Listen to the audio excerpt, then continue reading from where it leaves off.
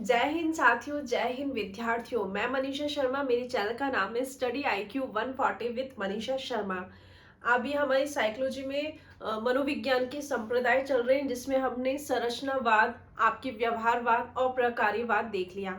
आज जो हम देखेंगे संप्रदाय में, हम देखेंगे गैस्टॉलवाद। आज का जो संप्रदाय पढ़ेंगे वो हम पढ़ेंगे गैस्टॉलवाद। अब नोट डाउन कर लेंगे। चौथा संप्रदाय है आपका गैस्टॉल्ट वाद। गैस्टॉल्ट वाद संप्रदाय है। ये 1912 में आया था, आपके 1912 में आया था। गैस्टॉल्ट वाद संप्रदाय पढ़ेंगे, ये आपके 1912 में आया था। गैस्टॉल्ट वाद जो शब्द है वो आपका जर्मन भाषा का शब्द है। गैस्टॉल्ट वाद है जो शब्द है आपका जर्मन भाषा का शब्द है। आपका जो ये गैस्टॉल्ट वाद है ना, गैस्टॉल्ट शब्द है वो जर्मन भाषा का शब्द है। पूछ लेते हैं एग्जाम में, गैस्टॉल्ट कौन सी भाषा का शब्द है? जर्मन भाषा का शब्द है। वही चीज जैसे हमने सबके संपादक पढ़े थे, प्रतिपादक पढ़े थे, उनके सहयोगी पढ़े थे, ऐसे इसमें भी ये देखेंगे। इसके जो प्रतिपादक है, मूल संस्थापक जो है आपके, जो मूल प्रतिपादक है आपके, इसके मूल प्रतिपादक है आपके मैक्स वर्दीमर है। गैस्टॉलवाद के जो मूल संस्थापक है या मूल प्रतिपादक है वो आपके मैक्स वर्दीमर है। और जो आपका जो गैस्टॉल जो शब्द है वो जर्मन भाषा का शब्द है। अब इस शब्द का जो अर्थ है, गैस्टॉलवाद का जो अर्थ है, इसका अर्थ है मतलब इसका अर्थ है आपका पूर्णाकार। इसका अर्थ जो है संपूर्णाकार या आकृति, समाकृति। इसका जो अर्थ है समाकृति, मतलब गैस्टॉलवाद जो आपका जो शब्द है वो जर्मन से लिया है। इसका जो अर्थ है आपका पूर्णाकार, संपूर्णाकार, समाकृति है। इसके मूल प्रतिपादक है आपके मैक्स वर्दीमर है। और सहयोगी प्रतिपादक है आपके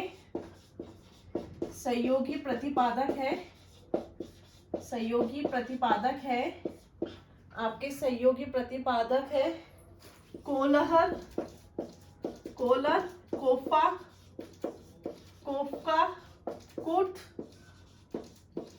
कुट लेविन है। सहयोगी जो प्रतिपादक है वो आपके कोला, कोफा, कुट लेविन है। तो आप एक बार इसका स्क्रीनशॉट ले लेंगे। कोलर, कोफा, कुट लेविन है।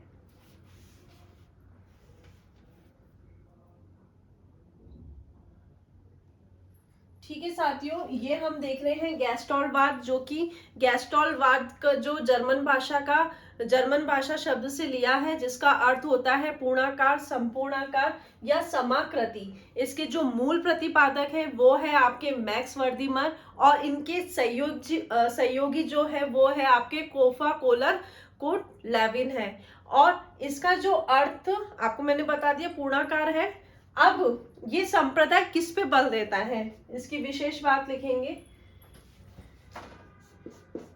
यह संप्रदाय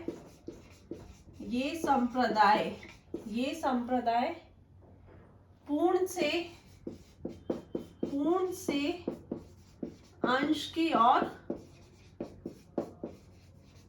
बल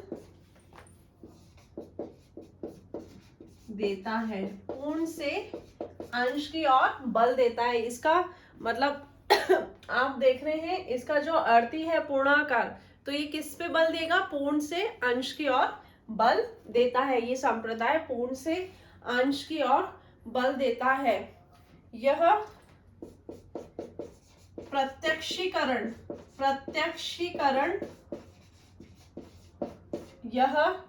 प्रत्यक्षीकरण वह अनुभवों के संगठन पर बल देता है। हम गैस्टॉलवाद देख रहे हैं। गैस्टॉल हमारा चौथा संप्रदाय चल रहा है। उससे पहले हमने संरचनावाद, व्यवहारवाद और प्रकार्यवाद देख लिया। आज की क्लास में हम गैस्टॉलवाद देख रहे हैं, जो कि इसका अर्थ होता है पूर्णाकार, संपूर्णाकार या समाकृति। ये जर्मन भाषा का शब्द है। इसके मूल प्रतिपादक आपके वैक्स वर्दिमर है, सहयोगी है कोलर, कोफा, कुट, लेविन।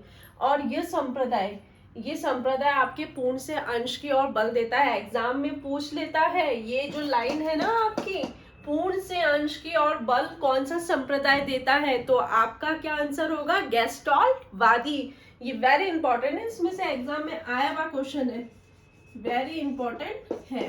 पूर्ण से अंश की ओर कौन सा संप्रदाय बल देता है? वो है आपके गैस्टॉलवादी। ये प्रत्यक्षीकरण और अनुभव के संगठन पर बल देता है। ये भी इंपॉर्टेंट लाइन है। ये प्रत्यक्षीकरण और अनुभव के संगठन पे बल देता है। यह आपको दिखेगा ना, एक बार आप इसका पूरे का स्क्रीनशॉट ले लीजिए, फिर उसके बाद मैं इसका और इंपॉर्टेंट बातें लिखाऊंगी। आप एक बार इसका पूरे का स्क्रीनशॉट ले लीजिए।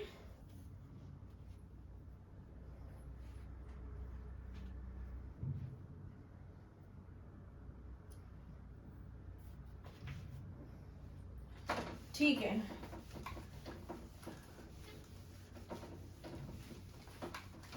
आगे जो और इम्पोर्टेंट बातें हैं,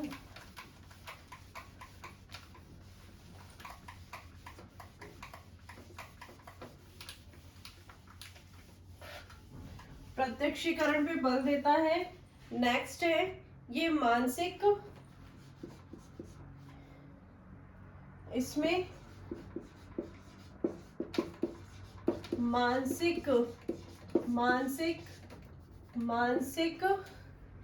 मानसिक प्रक्रियाओं के संगठन पे, संगठन पर बल। ये गैस्टॉलवादी जो है ना, प्रत्यक्षीकरण पे बल देते हैं, आपके पूर्ण से अंश की ओर बल देते हैं। ये मानसिक प्रक्रियाओं के संगठन पे बल, चिंतन पे भी जो बल है ना, वो आपके गैस्टॉलवादी ही बताते हैं। मानसिक प्रक्रिया के संगठन पर बल, सीखना,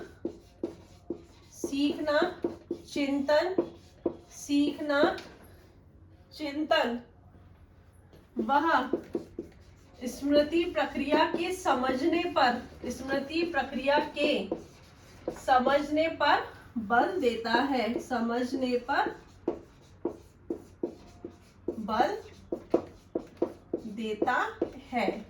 देखो, हमने इसकी जो मुख्य बातें देखी थी, गैस्टॉलवादी जो है वो आपके पूर्ण से अंश की ओर बल देते हैं। ये वेरी इंपॉर्टेंट है, क्योंकि एग्जाम में बहुत बार पूछ लिया है कौन सा संप्रदाय पूर्ण से अंश की ओर बल देता है, तो वो है आपके गैस्टॉलवादी। आपके प्रत्यक्षीकरण पे बल देता है। ये आपके मानसिक प्रक्रियाओं के संगठन पर और सीखना, चिंतन और स्मृति की प्रक्रिया पर बल देता है। आपके चिंतन पे बल देता है, आपकी स्मृति पे बल देता है, आपकी मानसिक प्रक्रियाओं पे बल देता है। कौन देता है? आपके गैस्टॉलवाद। तो आप इसको नोट डाउन कर लीजिए या इसका स्क्रीनशॉट ले लीजिए।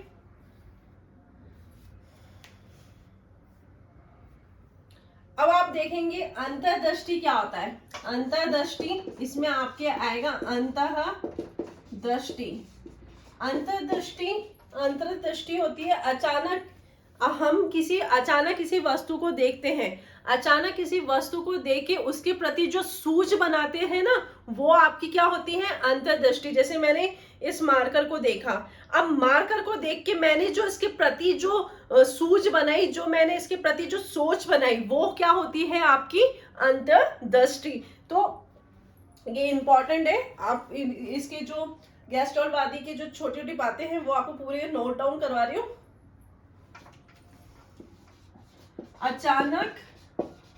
अचानक किसी वस्तु का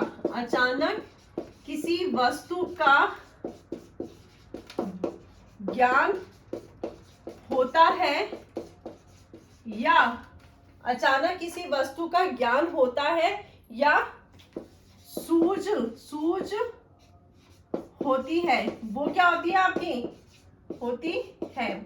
अचानक किसी वस्तु को देख के ज्ञान प्राप्त होता है या सूझ होती है, वो आपकी अंतर्दृष्टि होती है। अंतर्दृष्टि अपन, हम अंदर से इसके बारे में सोचने लग जाए। मैं मार्कर के बारे में सोच रहा हूँ, मेरे को ज्ञान हो गया, हाँ भाई ये तो मार्कर है, इसको ऐसे चलाऊंगी तो ये ऐसे चलेगा, ये कैसा चल रहा है, अच्छा ये ब्लैक मार्कर है तो ब्लैक चलेगा। तो अचानक किसी वस्तु को देख के ज्ञान प्राप्त होना या सूझ होती है, वो आपकी क्या कहलाती है, अंतर्दृष्टि। ये था आपका अंतर्दृष्टि। अब है, लिखोगे आप प्रत्यक्षीकरण। प्रत्यक्षीकरण। प्रत्यक्षीकरण किसी भी चीज या वस्तु को देखकर, किसी भी चीज या वस्तु को देखकर क्या सोच बनाते हैं हम किसी भी चीज या वस्तु को देख, किसी भी चीज या वस्तु को किस रूप में देखते हैं, किसी वस्तु को किस रूप में देखते हैं, वो आपका प्रत्यक्षीकरण होता है। जैसे हम कोई भी वस्तु या चीज को किस रूप में देखते हैं, वो आपका प्रत्यक्षीकरण है। मतलब हम उसके प्रति क्या धारणा बना रहे हैं और किस रूप में उसको देख रहे हैं, तो वो आपका प्रत्यक्षीकरण है। एक बार आप इसका पूरे का स्क्रीनशॉट ले लेंगे।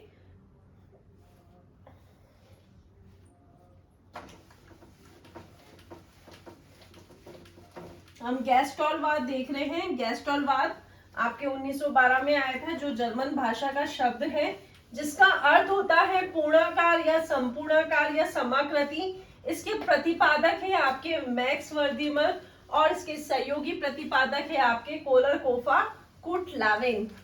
ये प्रत्यक्षीकरण पे बल देता है, ये आपके पूर्ण से अंश की ओर बल देता है, ये मानसिक क्रियाओं पे बल देता है, ये चिंतन, स्मृति आदि क्रियाओं पे बल देता है। और हमने देखा है अंतर्दृष्टि क्या होता है, प्रत्यक्षीकरण क्या होता है।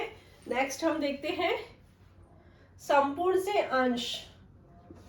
ये बता रही हूं मैं, मतलब संपूर्ण से अंश का क्या मतलब है, प्रत्यक्षीकरण का मतलब क्या है, आपके प्रत्यक्षीकरण का क्या मतलब है, अंतर्दृष्टि का क्या मतलब है। तो ये आपको पूरा पता होना चाहिए, क्योंकि अभी तो आप संप्रदाय पढ़ रहे हो, बाद में क्या है हम देखेंगे कुटलावेन की थ्योरी, है ना, तो गैस्ट्रोलवादियों की, मैक्स वर्दीमर की थ्योरी, मतलब सबकी थ्योरी हम देखेंगे, तो हमें वहां पे ये कीवर्ड आएंगे। तो आपको अभी से ही इनके बारे में अच्छा से ज्ञान होना चाहिए, आपको सब कुछ पता होना चाहिए, क्योंकि जब हम अधिगम पढ़ेंगे ना, तो अधिगम में ये सब आएंगे, आपकी सारे किसने किस पे प्रयोग किया, ये सब चीजें आएंगी। तो अभी तो आपको संप्रदाय इसलिए ही पढ़ाया जा रहा है, ताकि आपको आने वाली जो टॉपिक है उनके प्रति मतलब सूझ हो, मतलब प्रत्यक्षीकरण कर सको, आप अंतर्दृष्टिकरण कर सको, आप उस सब्जेक्ट का, उस टॉपिक का अधिगम आसानी से कर सको। तो ये है, हम देख रहे हैं आगे संपूर्ण से अंश की ओर। संपूर्ण से अंश, ये क्या है, संपूर्ण से अंश, किसी भी वस्तु को पूर्ण रूप से देखना, मतलब संपूर्ण से अंश। जैसे मैंने इस मार्कर को देखा तो पहले तो पूर्ण देखा, संपूर्ण देखा, फिर क्या मैं देखूंगी, अच्छा ये मार्कर की जो मतलब ये जो पॉइंट है, इससे मैं अच्छे से लिख सकती हूँ। फिर देखा, अच्छा इसमें शाई, मतलब पहले तो पूर्ण आकृति में देखना, फिर उसके छोटे छोटे मतलब अलग अलग भागों को देखना। तो ये क्या होता है आपका संपूर्ण से अंश। तो इसमें हम लिख लेंगे किसी भी वस्तु को, किसी भी चीज को पूर्ण रूप से देखना, किसी भी चीज या वस्तु को पूर्ण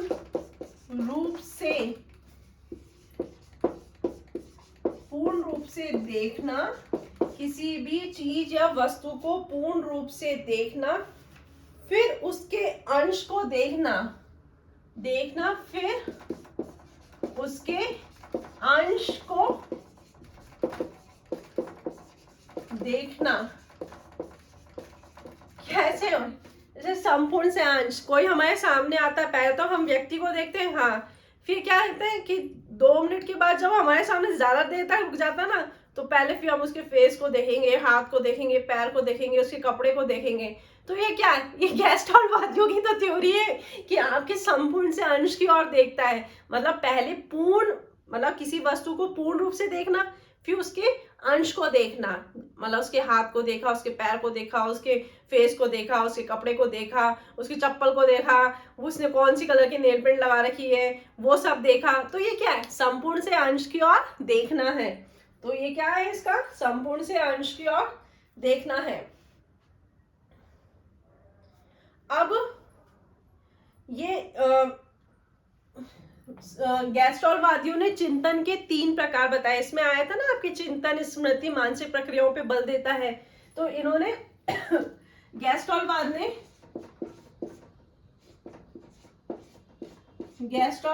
ने चिंतन के 3 प्रकार बताए हैं। 3 प्रकार बताए हैं।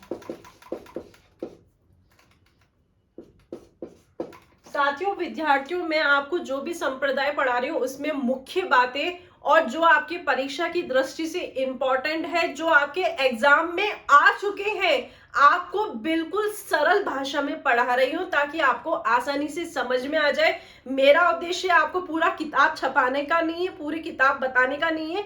मेरा उद्देश्य ये है कि आपको मनोविज्ञान को आसानी से समझ सको और उसके नोट्स बना सको, और आपको अगर परीक्षा में कोई भी आपका एग्जाम में कोई भी आपका क्वेश्चन आ जाता है तो वो आपको आसानी से उसको हल कर सको, आसानी से उसका उत्तर निकाल सको। तो मेरा जो मैं पढ़ा रही हूँ वो परीक्षा की दृष्टि से आपको इम्पोर्टेंट पढ़ा रही हूँ ताकि आपको उस सब्जेक्ट की आसानी से जानकारी हो सके और आप उसका नोट्स आसानी से बना सको, और नोट्स फॉर्म में आपका तैयार करवाती जा रही हूँ ताकि आपके नोट्स भी तैयार हो जाए और आपको पढ़ने में और बाद में रिवीजन करने में आसानी हो। तो मेरा आपको मुख्य मोटा मोटी बातें जो है वो सारी आपको मैं बता रही हूँ। फिर भी आपका कुछ छूट जाता है तो आप अपने स्तर पे बुक से पढ़ने का प्रयास करना। वैसे मैं आपको मतलब मेरे खुद के बनाए गए नोट से, जो कि मैंने खुद ने पीडी पाठक और बहुत अच्छे राइटर की किताब से पढ़ के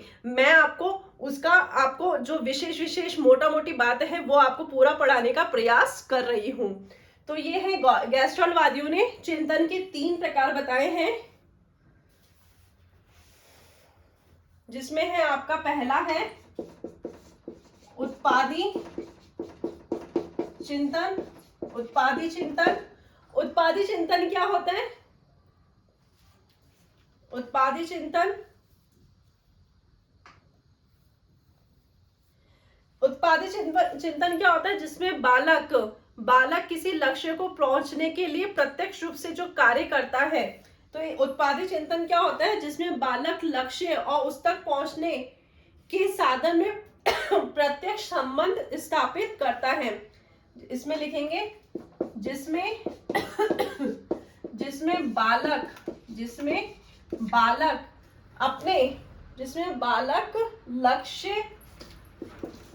लक्ष्य वह उस तक पहुंचने के लिए, जिसमें बालक लक्ष्य और उस तक पहुंचने के लिए,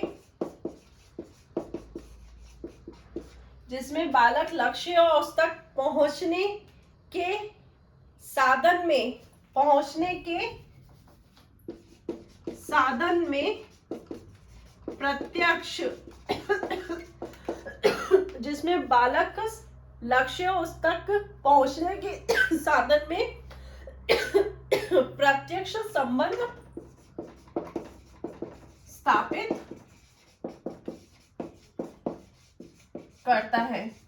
ये आपके गैस्ट्रोलवादी के चिंतन के प्रकार पूछ लिए जाते हैं, इसलिए मैं आपको बता रही हूँ। जिसमें आपका पहला है उत्पादी चिंतन। आपसे एग्जाम में पूछ ले उत्पादी चिंतन क्या है, तो आपको क्या पता होना चाहिए कि जिसमें बालक लक्ष्य और उस तक पहुंचने के लिए साधन में प्रत्यक्ष रूप से संबंध स्थापित करता है, वो आपका क्या हो गया है, उत्पादी चिंतन हो गया है। दूसरा है आपका आंशिक आंशिक दूसरा है आपका आंशिक उत्पादी। ये तो पहला है आपका उत्पादी चिंतन, दूसरा है आंशिक उत्पादी। ये एक प्रकार से यांत्रिक होता है, एक प्रकार से यांत्रिक होता है। मतलब यांत्रिक कैसे, ये किसी साधन या किसी मतलब मशीन के द्वारा होता है। यांत्रिक मतलब यही होता है ना, कोई भौतिक वस्तु से हम किसी चीज का चालक करते हैं या उसको ड्राइव करते हैं, तो वो क्या होता है आपका यांत्रिक होता है। आंशिक उत्पादी में क्या होता है कि एक प्रकार से ये यांत्रिक होता है। तीसरा है आपका प्रयत्न या भूल चिंतन। प्रयत्न या भूल चिंतन, प्रयत्न या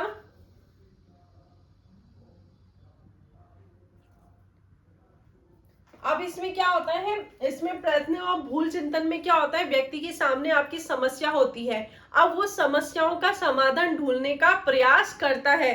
प्रयत्न और भूल चिंतन में क्या होता है, आप लिखेंगे इस चिंतन में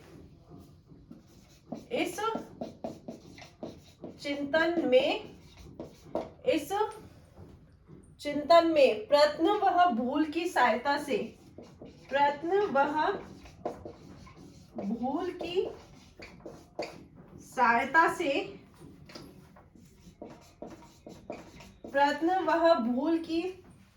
सहायता से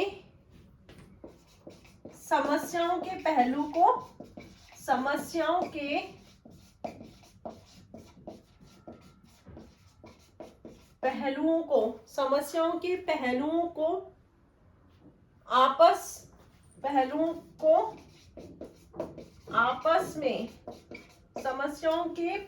को आपसी संबंधों को जानने की व्यक्ति समाधान प्रारंभ कर देता है। आपसी संबंध को ना जाने ही व्यक्ति समाधान प्रारंभ कर देता है। आपसी संबंधों को, पहले आप इसका पूरी का स्क्रीनशॉट ले लीजिए, क्योंकि नीचे आपको दिखेगा नहीं, तो फिर मैं ऊपर ही नोट डाउन करवाती हूँ। आप एक बार इसका स्क्रीनशॉट ले लीजिए, मैं यहां से इसको मिटा देती हूँ।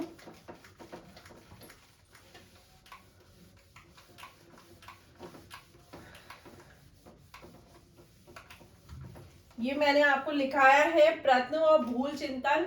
इस चिंतन में प्रयत्न और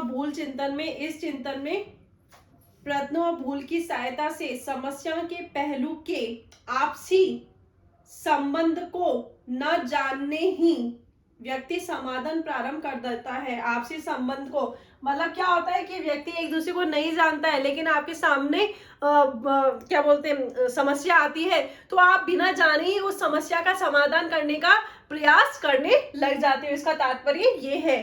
तो इसमें ये बोलना चाह रहा है आपसी संबंधों को न जाने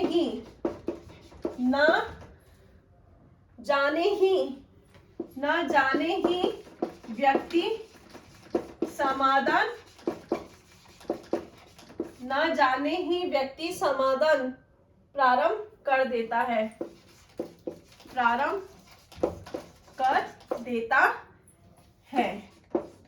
एक बार और समझेंगे हम। हमारे गैस्ट्रोलवादियों ने चिंतन के 3 प्रकार बताए।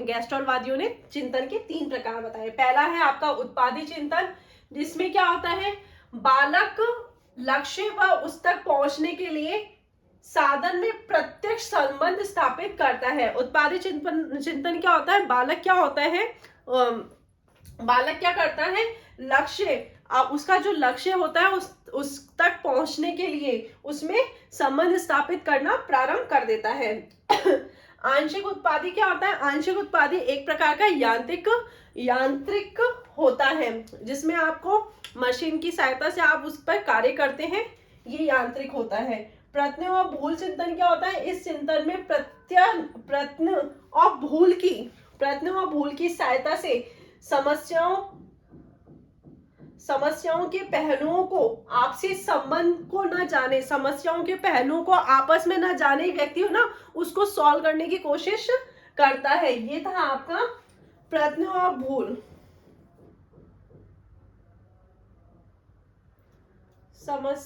समस्याओं के पहलुओं को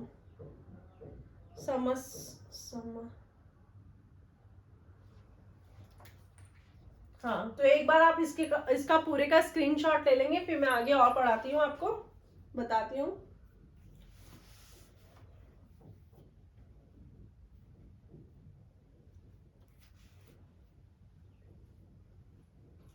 ठीक है साथियों,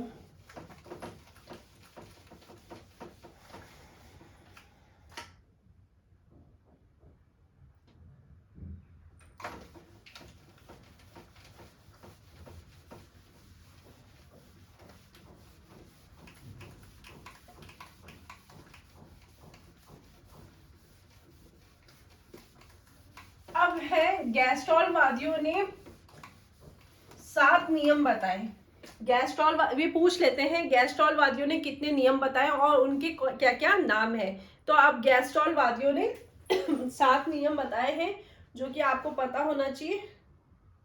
गैस्ट्रोलवादियों ने, आप ये लिख लोगे, गैस्ट्रोलवादियों ने प्रत्यक्ष ज्ञान के लिए, मतलब प्रत्यक्ष ज्ञान के, क्योंकि ये प्रत्यक्षीकरण पे बल देता है ना, तो प्रत्यक्ष ज्ञान के लिए 7 नियम बताए हैं। गैस्ट्रोलवादियों ने प्रत्यक्ष ज्ञान के लिए सात नियम बताए हैं। ये आपके एग्जाम की दृष्टि से वेरी इंपॉर्टेंट है। एग्जाम में आपके इन 7 नियम में से क्वेश्चंस आ जाते हैं, नाम पूछ लिए जाते हैं, और 7 नियम में क्या क्या इंपॉर्टेंट बातें हैं वो मैं आपको बताती हूँ। तो गैस्ट्रोलवादियों ने प्रत्यक्ष ज्ञान के लिए 7 नियम बताए हैं। पहला जो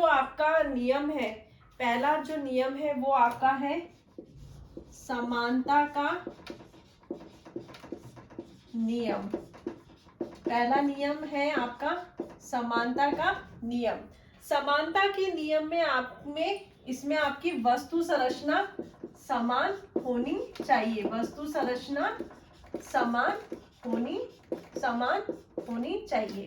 पहला जो नियम है वो है आपका समानता का नियम। इसमें आपकी वस्तु संरचना समान होनी चाहिए। दूसरा नियम है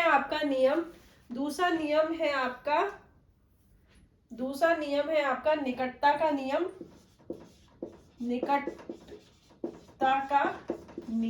ये आपको पता होना चाहिए कौन कौन से नियम दिए हैं गैस्ट्रोलवादियों ने और उनके अंदर मुख्य बातें क्या है, उसको समझना जरूरी है। समय व स्थान नजदीक होना चाहिए। समय व स्थान नजदीक। ये आपको ऐसे में कोष्टक में लिखा है ताकि आपको इसमें आइडिया लग जाए क्या है इसमें बातें। निकटता के नियम में आपका समय और स्थान नजदीक होना चाहिए। तीसरा है आपका निरंतर का नियम। अब निरंतर का नियम क्या है? निरंतर के नियम में बताया गया है कि हम कोई भी कार्य कर रहे हैं ना, तो एक ही दिशा में लगातार कार्य करना चाहिए।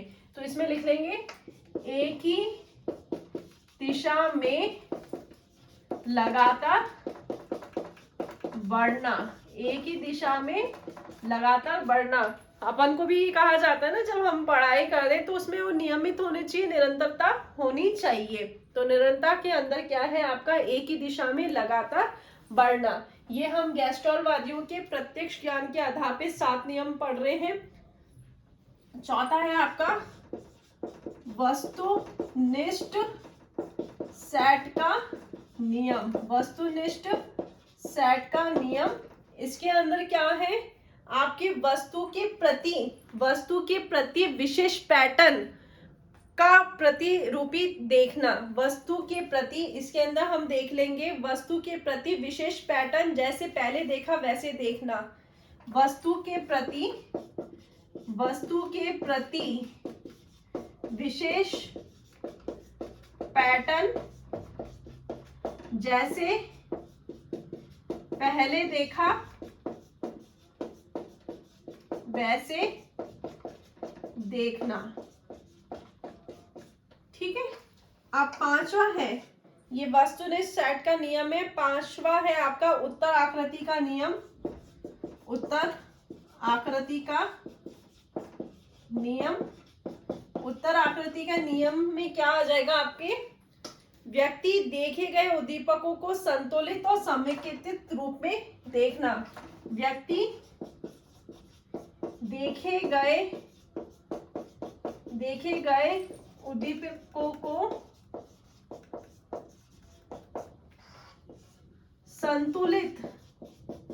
संतुलित व समेकित करना। यह आपके गैस्ट्रॉलवादी द्वारा प्रत्यक्ष ज्ञान के आधार पे 7 नियम बताए हैं, जिसमें आपका पहला है समानता का नियम, जिसमें वस्तु और संरचना समान होनी चाहिए। दूसरा है आपका निकटता का नियम, जिसमें समय व स्थान नजदीक होना चाहिए। तीसरा है आपका निरंतरता का नियम, जिसमें एक ही दिशा में लगातार बढ़ना बताया है। चौथा है आपका वस्तुनिष्ठ सेट का नियम, जिसमें वस्तु के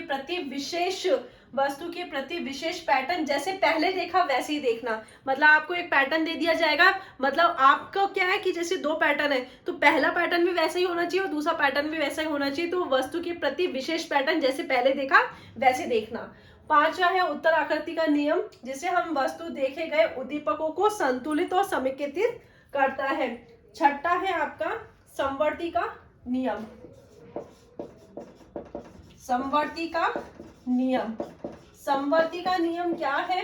समवर्ती क्या होता है आपका, अधूरी आकृति को अपनी ओर से, इसमें लिख लेंगे अधूरी आकृति को अपनी ओर से पूर्ण करके चित्र को, मतलब अधूरी आकृति होती है ना, अधूरी जैसे कोई भी अधूरी आकृति होती है तो उसको अपनी तरफ से पूर्ण करके, उस अधूरी आकृति को पूर्ण करके उस चित्र को पूर्ण रूप से देखना, वो क्या हो जाएगा आपका समवर्ती का नियम हो जाएगा। अधूरी आकृति को अपनी ओर से पूरा करके संपूर्ण चित्र के रूप में देखना, पूर्ण करके संपूर्ण चित्र के रूप में देखना।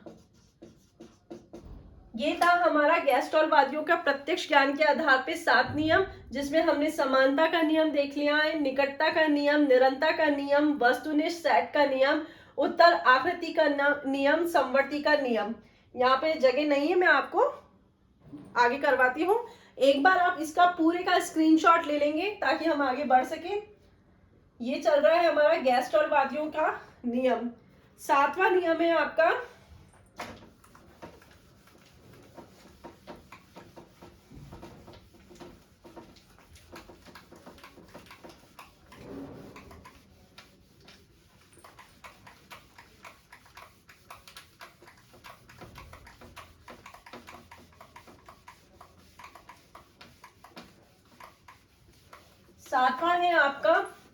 सातवां है आपका आकृति और पृष्ठभूमि का नियम।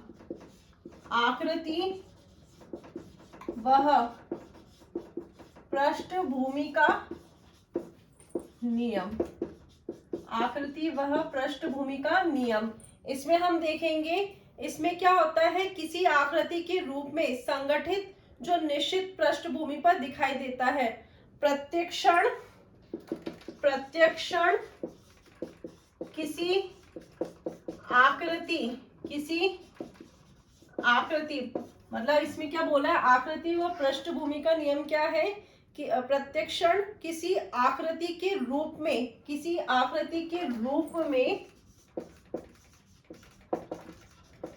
संगठित किसी आकृति के रूप में संगठित जो